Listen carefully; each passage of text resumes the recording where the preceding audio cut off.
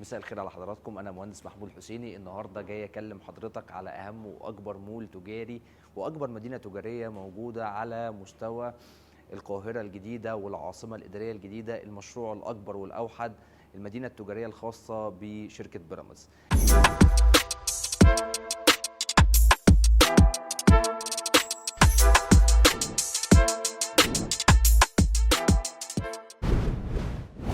دلوقتي بيراميدز فرضت نفسها في الشق السكني، في الشق التجاري، في الشق الاداري، فدلوقتي تستحق ان هي يبقى عندها اهم واكبر مشروع اقليمي هو بيراميدز سيتي، الميجا مول التابع لشركه بيراميدز. النهارده داون تاون العاصمه الاداريه هتخش هتلاقي مول بيراميدز مول مبني وخلصان ووصل لسقف الدور الرابع انشائيا. لو دخلت في شريط الابراج السياحيه هتلاقي بيراميدز تاور خلاص طلع على وش الارض وبقى في سقف الدور الارضي. لو دخلت منطقه البنوك والوزارات في افضل منطقه عند رئاسه مجلس الوزراء هتلاقي جراند سكوير هو اتبنى واتشطب واتأجر، ودلوقتي خلاص بناء على الافتتاح التشغيلي الكامل لمشروع جراند سكوير. شانزليزيه نفس الكلام. لو ده رحت على الجلاله منطقه العين السخنه هتلاقي سكاي سيتي بيراميدز بتسلم قبل مواعيدها بسنه. لو دخلنا على منطقه محور الامل هنلاقي باريس مول وباريس ايست على اهم واكبر ميدان. وكمان واحنا دلوقتي في الطرح الافتتاحي للمشروع الشركه بدات باعمال الانشاءات وحفرت اكتر من 250 الف متر مكعب.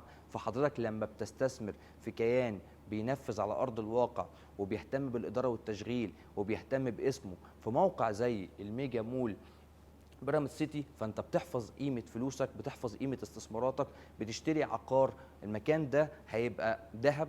قيمه الارض دي مع المستقبل هتزيد زياده كبيره جدا جدا. وعود بيراميدز بتفيها سواء بانظمه العائد الاستثماري اللي العميل بيعتبر ان هو بيشغل فلوسه، ففلوسه متشغله قبل الاستلام ومطمن من وجود براندات كبيره، لان شركه بيراميدز عندها اكبر شركه اداره وتشغيل دلوقتي موجوده في العاصمه الاداريه الجديده، وان حاجته تكون متشغله والعقار بتاعه بيزيد. عندنا اسعار بتبدا بالنسبه للمتر من اول 150 الف جنيه فيما فوق. عندنا انظمه سداد مختلفه ومتميزه جدا جدا جدا. في انظمه سداد بتبدا معاك من اول 5%، 10%، في 20%. في انظمه سداد بتدفع دفعات بس وبتاخد عليها عائد استثماري. في انظمه سداد بتدفع دفعه وبتاخد عليها اكبر عائد استثماري. انا بوصل لغايه الاستلام وانا دافع 40%. بعد كده انا بيتبقى عليا 60%. 60% دول انا بقسطهم لحضرتك على 5 سنين، فحضرتك بيكون عليك قسط مستحق 12%.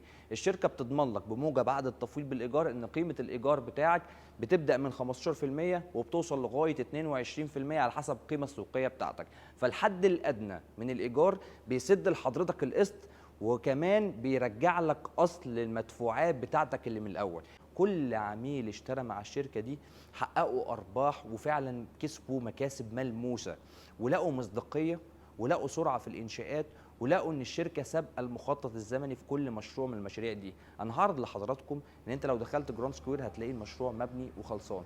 كل مشروع من المشاريع اللي انا ذكرتها مش الشركه بتنفرد ان هي باعته، لا، الشركه بنته وعملت انشاءات.